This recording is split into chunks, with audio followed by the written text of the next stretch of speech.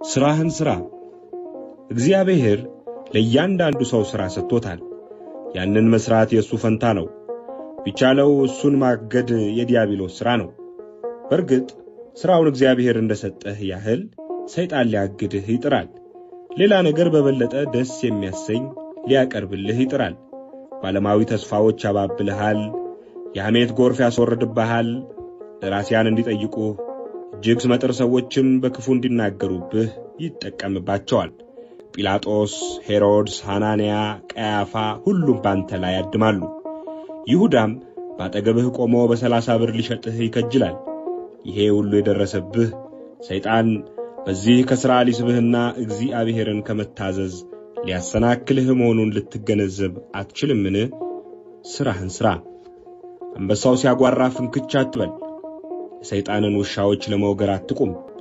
ጥንቸሎችን በማባረር ጊዜህን አታጥፋ። ስራህን ስራ። ዋሾች ዋሹ፣ ጠበኞች ይጣሉ፣ ማኅበሮችም ይወስኑ፣ ደራሲዎችም ይድረሱ፣ ሰይጣንም የፈለገውን ያድርግ። አንተ ግን ምንም ነገር እግዚአብሔር የሰጠህን ሥራ ከመፈጸም እንዳያግድህ ተጠንቀቅ። ስራህን ስራ።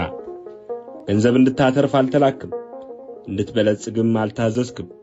ለክብርህ ተከላከል ተብሎ አልተነገረህም።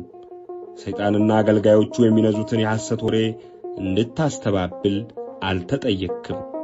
እነዚህ ነገሮች ሁሉ ብታደርግ ሌላ ሥራ ልትሠራ አትችልም። ይህም ብቻ ሳይሆን ለራስህ እንጂ ለጌታ አልሠራህም። ስራህን ስራ። ዓላማህ እንደ ኮከብ የጸና ይሁን። ተወው። ዓለም እንደፈለገው ይነታረክ፣ ይጨቃጨቅ፣ ጥቃት ይደርስብህ፣ ትበደል፣ ትሰደብ፣ ትታማ፣ ትጎሳቆልና ትናቅ ይሆናል። አንተ ግን በጸና ውሳኔ፣ የማያወላውል ቅናት፣ በመጨረሻ ላይ ጸንተህ የሰጠኸኝን ሥራ ፈጸምኩ፣ ሃይማኖቴንም ጠበቅኩ ለማለት እስክትችል ድረስ የሕይወትህን ዓላማ እና የተፈጠርክበት